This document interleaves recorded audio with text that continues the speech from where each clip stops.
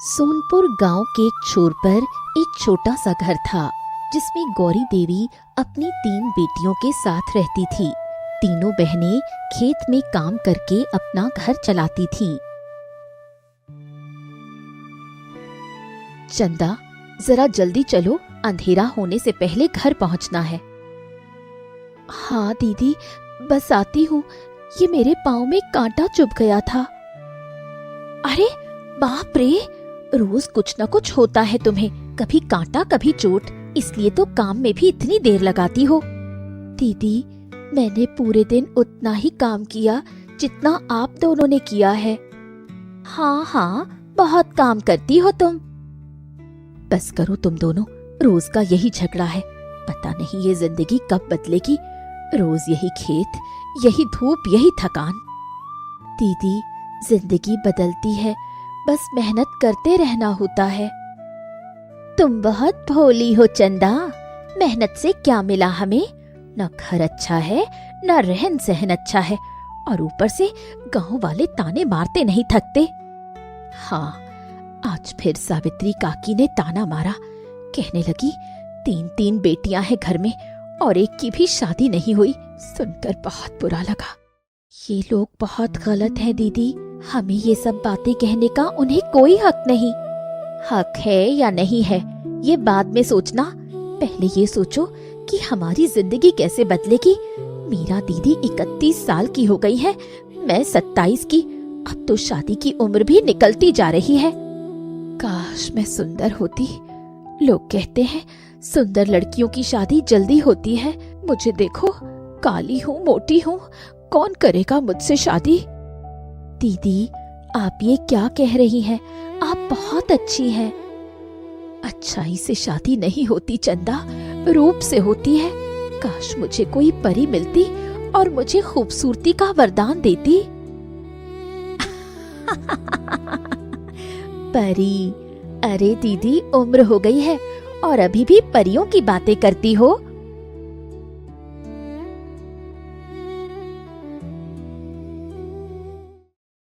तीनों बहनें घर पहुंचती हैं। माँ गौरी देवी चूल्हे पर रोटियां बना रही होती है। आ गई मेरी बेटियां, जल्दी हाथ मुंह धो, खाना तैयार है। माँ, आज मुखिया की पत्नी ने फिर से ताने मारे। क्या कहा उसने? वो तो आए दिन कुछ न कुछ कहती रहती है। वही पुरानी बातें माँ, हमारी शादी का ताना। दिल तो करता है भर भर कर सुनाऊं, लेकिन तुम मना करती हो। बेटियों, मैं जानती हूँ तुम सबका दर्द। तुम्हारे पिता अगर होते तो आज ये दिन ना देखना पड़ता। मैंने पूरी कोशिश की, लेकिन लड़के वाले दहेज मांगते हैं जो हम दे नहीं सकते। माँ, तुम परेशान मत हो, सब ठीक हो जाएगा। कैसे ठीक होगा बेटा? खाना खाओ, बात बाद में करेंगे। रात हो गई, सभी सो गए, लेकिन चंदा को नींद नहीं आई। वो उठकर बाहर आ गई और आसमान की तरफ देखने लगी। माँ कितना दर्द सहती हैं। दोनों दीदी भी दुखी हैं। काश मैं कुछ कर पाती इन सब के लिए। तभी अचानक आसमान में एक रोशनी चमकी और धीरे धीरे जमीन की तरफ उतरने लगी। ये क्या है? ये रोशनी कहाँ से आ रही है? रोशनी और तेज हुई और देखते ही देखते एक बेहद खूबसूरत स्त्री प्रकट हुई। उसके सफेद वस्त्र थे, सिर पर एक चमकता हुआ मुकुट था और उसके पीछे 2 चमकीले पंख थे। आप कौन है और यहाँ क्यों आई हैं? मुझे डर लग रहा है। घबराओ मत बेटी, मैं रोशनी हूँ, एक परी। मुझे तुम्हारे दर्द की आवाज सुनाई दी, इसलिए मैं यहाँ आई हूँ। परी? सच में? मेरी दीदी कह रही थी आज, और लेकिन ये कैसे हो सकता है? होता है बेटी, जब कोई सच्चे मन से किसी की मदद चाहता है तो आसमान भी सुनता है। अब बताओ, तुम्हारे घर में क्या दुख है? परी माँ, हम 3 बहनें हैं। माँ अकेली है, पिताजी नहीं रहे। हम मेहनत तो करते हैं, लेकिन गांव वाले हमें ताने देते हैं। दोनों दीदियों की शादी नहीं हो रही। माँ रोती है, मैं कुछ नहीं कर पा रही। बेटी, तुम्हारे मन में अपने लिए कुछ नहीं है, सिर्फ अपनों के लिए सोच रही हो। परी माँ, मेरी खुशी तो उन्हीं की खुशी में है। ठीक है, मैं तुम तीनों बहनों को एक एक वरदान देना चाहती हूँ, लेकिन वरदान कल सुबह मिलेगा। तीनों बहनों को एक साथ उस जंगल के बीच आना होगा जहाँ पीपल का पुराना पेड़ है। हाँ परी माँ, मैं दोनों दीदियों को लेकर आऊंगी। लेकिन एक बात याद रखना चंदा, ये वरदान बहुत ताकतवर है। अगर सोच समझकर मांगा तो फायदा होगा, नहीं तो नुकसान भी हो सकता है। जी परी माँ। रोशनी परी एक चमक के साथ गायब हो गई। चंदा आंखें मलकर देखती है मानो सपना था। नहीं, ये सपना नहीं था, ये सच था। मुझे अभी दोनों दीदियों को जगाना होगा। चंदा अंदर जाकर पहले मीरा दीदी को उठाती है, फिर सुनैना दीदी को। क्या हुआ चंदा, इतनी रात को क्यों उठाया? दीदी उठो, कुछ जरूरी बात करनी है। अरे नींद बहुत अच्छी आ रही थी, क्या है? दीदी, एक परी आई थी अभी, उसने कहा कि कल सुबह हम तीनों उस पुराने पीपल के पेड़ के पास जाएं, वो हम तीनों को वरदान देंगी। तुम्हें नींद में कोई सपना आया होगा चंदा। नहीं दीदी, मैंने अपनी आंखों से देखा, वो सच में थी। सफेद कपड़े, चमकता मुकुट, पंख थे उनके। सच में? तो फिर वरदान में मैं खूबसूरती मांगूंगी, एकदम अप्सरा जैसी सुंदरता। और मैं ढेर सारा धन मांगूंगी, इतना धन कि 7 पुश्तें बैठकर खाएं। दीदी, परी माँ ने कहा था कि सोच समझकर मांगना, जल्दी मत करना। हाँ हाँ, सोच लिया, मैंने तो बहुत पहले से सोचा हुआ है। काश दोनों दीदी समझती। परी माँ ने कहा था कि गलत वरदान से नुकसान भी हो सकता है।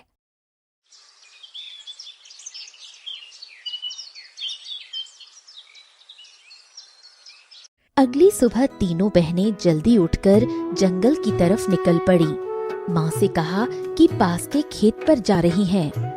चंदा, सच में वरदान मिलेगा ना? मैं कितने सालों से सोच रही थी, काश मैं सुंदर हो जाऊं और मैं धनवान। फिर देखना, उस सावित्री काकी को मुंह बंद करना होगा। दीदी, ध्यान से सुनना परी माँ की बातें, जो कहें उसे गौर से सुनना। हाँ बाबा, बहुत समझाती हो तुम। तीनों पुराने पीपल के पास पहुंची। चारों तरफ सन्नाटा है। पेड़ के नीचे घास पर ओस की बूंदें हैं। तभी एक चमक होती है और रोशनी परी प्रकट हो जाती है। मैं तीनों को एक एक वरदान दूंगी, लेकिन मेरी एक शर्त है। क्या शर्त परी माँ? शर्त ये है कि जो भी मांगो उसके पीछे का कारण मुझे बताना होगा। सिर्फ मांगने से नहीं होगा, अपनी बात समझानी भी होगी। क्या मंजूर है? हाँ हाँ, मंजूर है। ठीक है, सबसे पहले बड़ी बहन मांगे। परी माँ, मैं वरदान में खूबसूरती मांगती हूँ। मुझे ऐसा रूप चाहिए कि लोग देखते रह जाएं।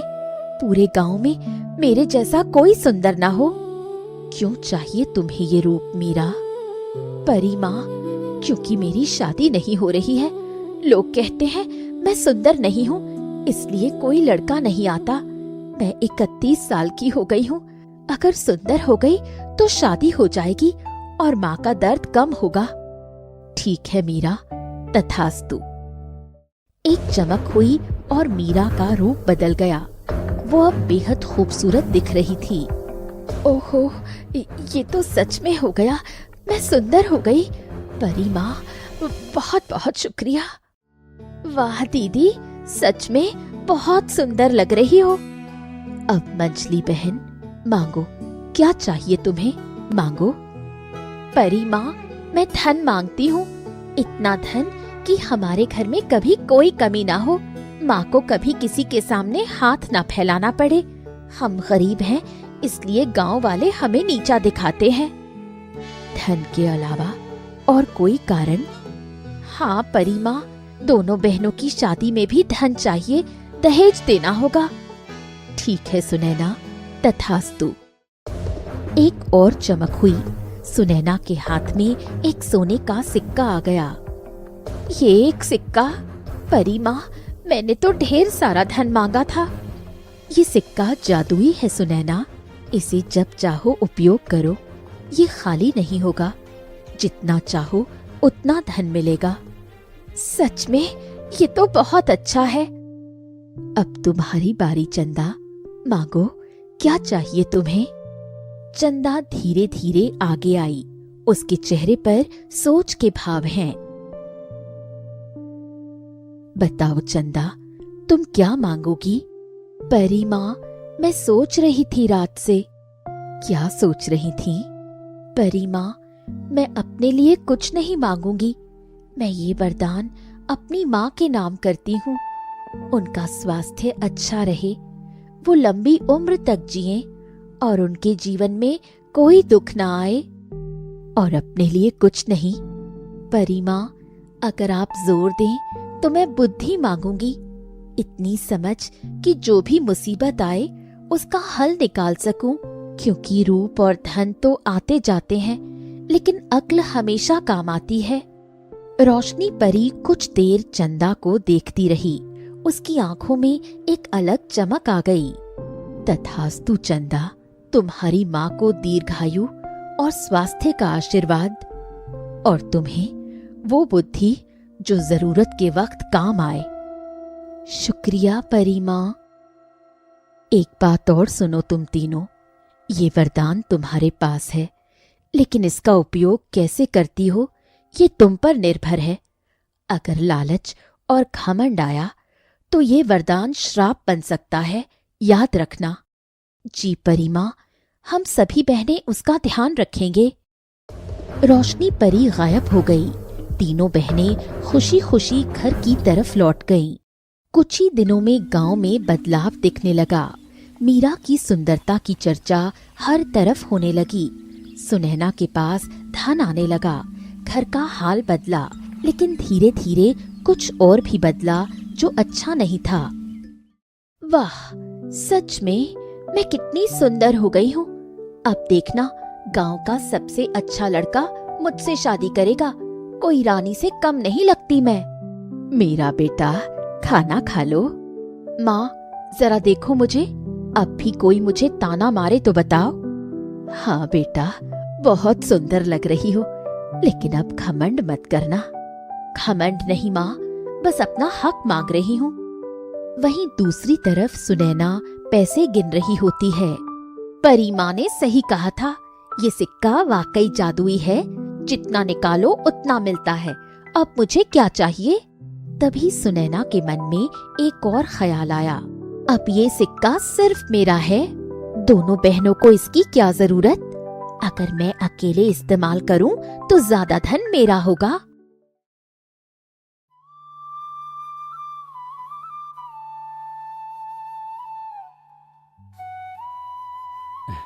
मैंने पहले कभी नहीं देखा तुम्हें इस तरह। तुम तो बहुत बहुत अच्छी लगती हो। देखा, अब सब देखेंगे। लेकिन गांव में एक और बात भी हो रही थी। कालिंदी नाम की एक बूढ़ी औरत जंगल में रहती थी। वो हमेशा किसी न किसी दुख का फायदा उठाती थी। उसे पता चला कि गांव की 3 बहनों को परी का वरदान मिला है। तो परी रोशनी ने 3 लड़कियों को वरदान दिया है। एक को रूप, एक को धन, एक को बुद्धि। अगर मुझे वो जादुई सिक्का मिल जाए और उस परी की शक्ति मिल जाए तो मैं पूरे गांव पर राज करूंगी। मुझे कुछ करना होगा। कालिंदी एक योजना बनाती है। वो जानती थी कि रूप और धन का घमंड इंसान को अंधा बना देता है। उसने सोचा कि मीरा और सुनैना को अपने जाल में फंसाना मुश्किल नहीं होगा। कालिंदी एक बूढ़ी साधारण औरत का रूप बनाकर सुनैना के पास आई। बेटी, रुको जरा, क्या तुम गौरी देवी की बेटी सुनैना हो? हाँ, मैं हूँ। आप कौन हैं? मैं पास के गांव से हूँ बेटा। मुझे एक बात पूछनी थी। लोग कह रहे हैं कि तुम्हारे पास एक जादुई सिक्का है, सच है? किसने कहा? और आपको इससे क्या लेना देना?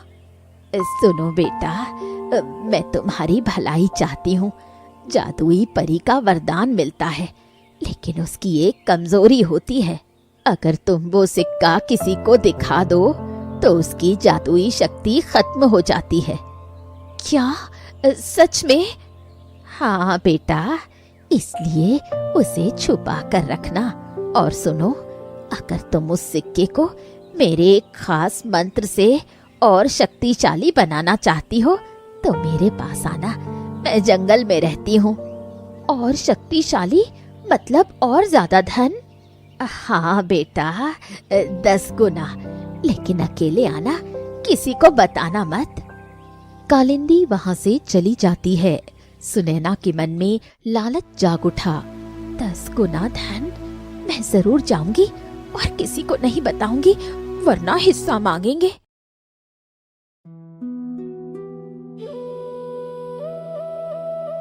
बेटी, तुम मीरा हो ना?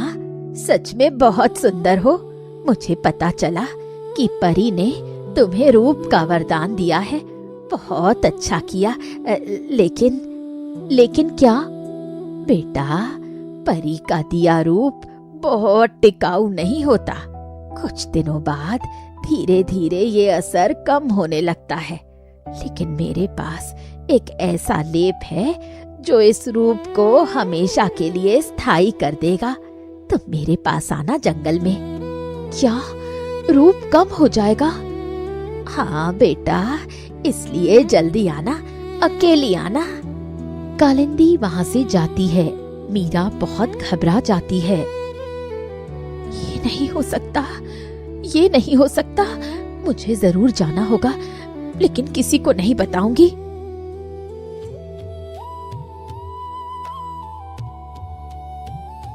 शाम को चंदा खेत से लौटी तो घर में ना मीरा दीदी थी, ना सुनैना दीदी।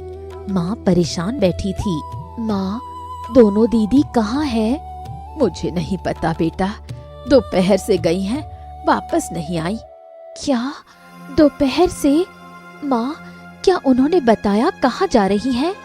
नहीं बेटा, बस कहा कि थोड़ी देर में आएंगी। कुछ गड़बड़ है। दोनों दीदी एक साथ क्यों गायब होंगी और बताया भी नहीं? चंदा पड़ोसियों से पूछती है। पता चलता है कि दोनों को जंगल की तरफ जाते देखा गया था। जंगल? इस वक्त जंगल क्यों जाएंगी दोनों? चंदा तुरंत साधु महाराज के पास गई, जो गांव के बाहर एक पेड़ के नीचे रहते थे। साधु महाराज, मुझे आपसे मदद चाहिए। आओ बेटी, क्या हुआ? बहुत घबराई हुई हो। महाराज, मेरी दोनों बहनें जंगल में गई हैं और वापस नहीं आई हैं। मुझे डर लग रहा है। बेटी, उस जंगल में कालिंदी रहती है। वो एक दुष्ट औरत है। वो कई लोगों को धोखे से अपने जाल में फंसा चुकी है। क्या? तो मेरी दीदी? घबराओ मत, लेकिन जल्दी करो। कालिंदी शक्तिशाली है। वो लालच और घमंड का फायदा उठाती है। महाराज, मैं कैसे बचाऊं दोनों दीदियों को? ये लो, इस पोटली में 5 जड़ी बूटियां हैं, लेकिन ये तभी काम करेंगी जब तुम सच्चे मन से अपनी बहनों को बचाना चाहती हो। और हाँ, जाने से पहले परी माँ को याद करो। परी माँ को? हाँ, उन्होंने तुम्हें बुद्धि का वरदान दिया है। वो वरदान जरूरत पड़ने पर ही काम करता है। जब तुम्हें सबसे ज्यादा जरूरत होगी, तुम्हारे मन में सही रास्ता अपने आप दिखेगा। ठीक है महाराज। चंदा पोटली लेकर जंगल की तरफ दौड़ी। झोपड़ी के अंदर मीरा और सुनैना दोनों एक जगह बैठी हैं। उनके सामने कालिंदी बैठी मंत्र पढ़ रही है। अब जल्दी करो मीरा, अपना हाथ आगे करो। ये लेप, ये सच में मेरे रूप को हमेशा के लिए रखेगा ना? हाँ हाँ, जल्दी करो। लेकिन मुझे कुछ अजीब लग रहा है। आप तो मेरे सिक्के की शक्ति 10 गुना करने वाली थी। पहले वो बताओ। सब होगा, पहले ये काम करने दो। नहीं नहीं, ये ठीक नहीं लग रहा। तभी झोपड़ी का दरवाजा खुला और चंदा अंदर आ गई। दीदी, शुक्र है दोनों ठीक हो। चंदा, तुम यहाँ कैसे? तुम कौन हो? यहाँ कैसे आए? मैं इन दोनों की बहन हूँ और मैं इन्हें लेने आई हूँ।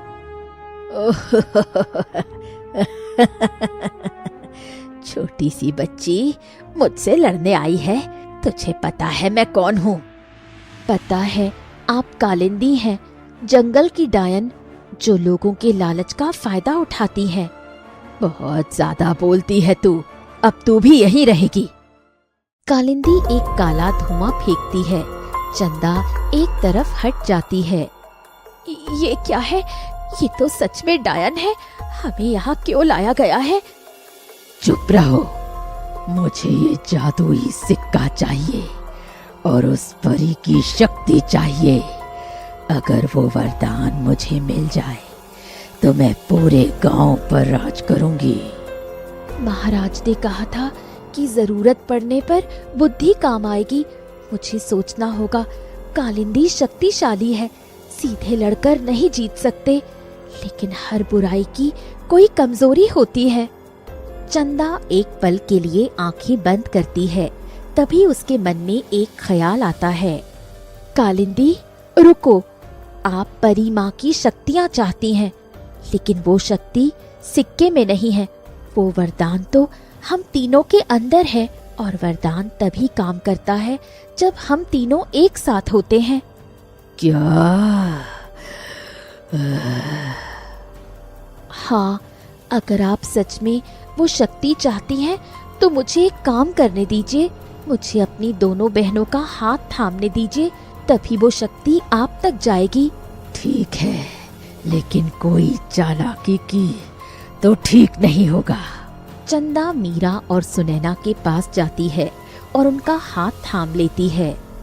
दीदी, डरना मत। जब मैं कहूँ तो एक साथ पोटली पर फूंक मारना। तीनों ने एक साथ पोटली पर फूंक मारी। पोटली से एक तेज रोशनी निकली जो पूरी झोपड़ी में फैल गई। नहीं, ये क्या हो रहा है? रोशनी इतनी तेज थी कि कालिंदी की आंखें बंद हो गईं। वो जमीन पर गिर पड़ी। दीदी, जल्दी भागो यहाँ से। तीनों बहनें झोपड़ी से बाहर निकलकर दौड़ती हैं। कुछ दूर जाकर तीनों रुकती हैं। उनकी सांसें फूली हुई हैं। चंदा, तुमने ये कैसे किया? साधु महाराज ने पोटली दी थी, लेकिन दीदी, अगर तुम दोनों उस डायन के झांसे में नहीं आती तो ये नौबत नहीं आती। हाँ चंदा, हमने गलती की। वो बोली कि मेरा रूप कम हो जाएगा और मैं डर गई, और मैं और ज्यादा धन के लालच में आ गई। चंदा, मैं बताना चाहती थी एक बात। क्या दीदी, आप बताइए ना। वो जादुई सिक्का, मैंने सोचा था कि तुम दोनों को नहीं बताऊंगी और अकेले इस्तेमाल करूंगी। ये मेरी गलती थी, माफ करना। और मैं भी रूप मिलने के बाद बहुत घमंडी हो गई थी। माँ ने कहा था ना कि लालच और घमंड से वरदान श्राप बन जाता है। सच कहा था। दीदी, अब तो समझ गई ना, वरदान मिला था एकजुटता के लिए, अलगाव के लिए नहीं। तभी एक परिचित चमक हुई। रोशनी परी प्रकट हुई। शाबाश चंदा, तुमने अपनी बहनों को बचा लिया। परी माँ, हमने बहुत गलती की। हाँ परी माँ, हमें माफ करो। गलती तो हुई, लेकिन अब तुम समझ गई हो, यही जरूरी है। परी माँ, क्या मेरा रूप सच में कम हो जाएगा जैसा उस डायन ने कहा था? नहीं मीरा, वो झूठ था।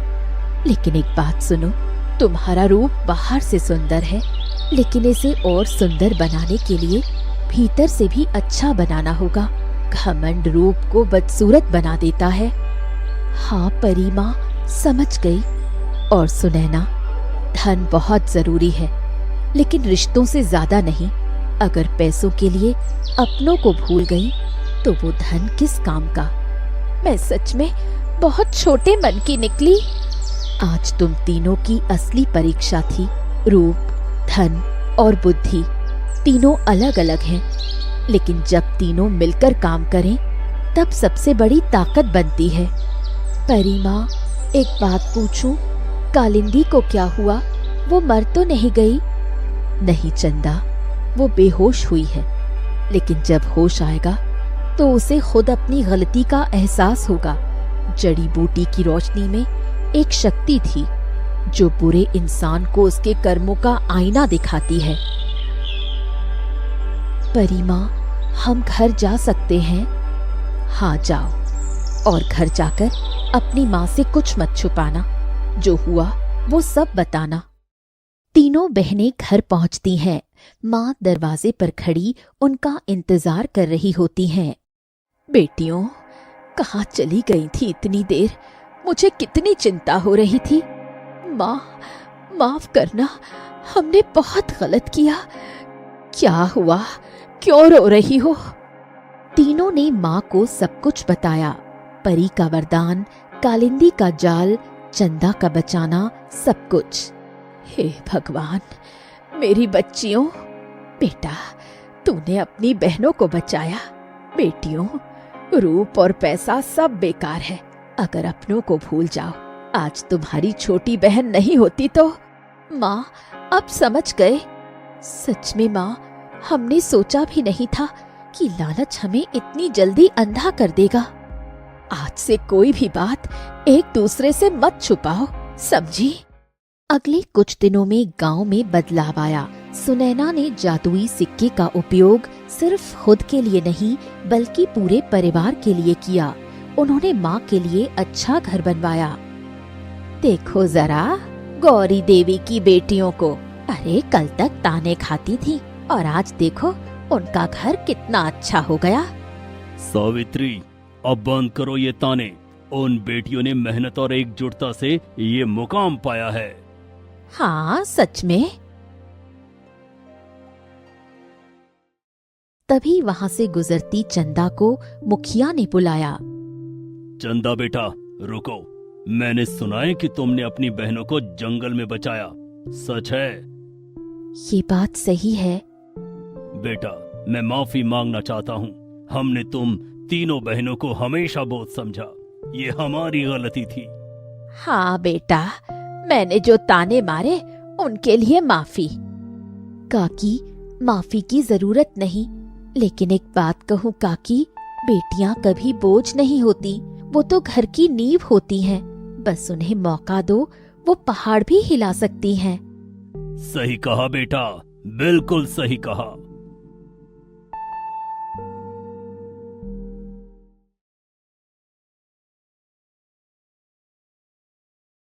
चंदा, सच में तुमने उस दिन बहुत हिम्मत दिखाई।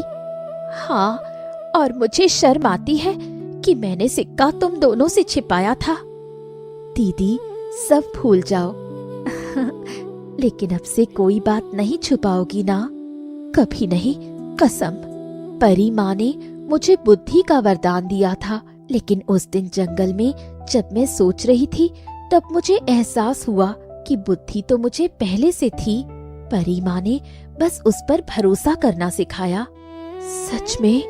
हाँ दीदी, और तुम्हारा रूप भी पहले से था, बस उसमें घमंड नहीं था। परी माँ ने सिर्फ वो निखारा। और मेरे पास मेहनत पहले से थी, धन तो उसी का नतीजा था। बेटियों, तुम तीनों ही मेरा सबसे बड़ा वरदान हो। किसी परी ने नहीं, भगवान ने खुद दिया है। रात हुई, तीनों बहनें सो गईं, लेकिन चंदा को लगा कि कोई उसे बुला रहा है। वो बाहर आई। परी माँ, आप फिर आई? हाँ बेटा, बस आखिरी बार देखने आई थी। मेरा काम पूरा हो गया। तुम तीनों ने आज जो सीखा वो किसी वरदान से बड़ा है। परी माँ, क्या आप हमेशा के लिए जा रही हैं? जाना तो होगा बेटा। चैनल को सब्सक्राइब करो पहले। हाँ जल्दी करो, मुझे पता है कि आप लोग नहीं करते हो, वीडियो देखते हो लेकिन सब्सक्राइब नहीं करते। ये लाल कलर का बटन नहीं से दबाओ, जल्दी दबाओ, जल्दी दबाओ, फिर मैं शुरू करूँ। दबा दो जल्दी, दबा दिया, घंटी भी दबा।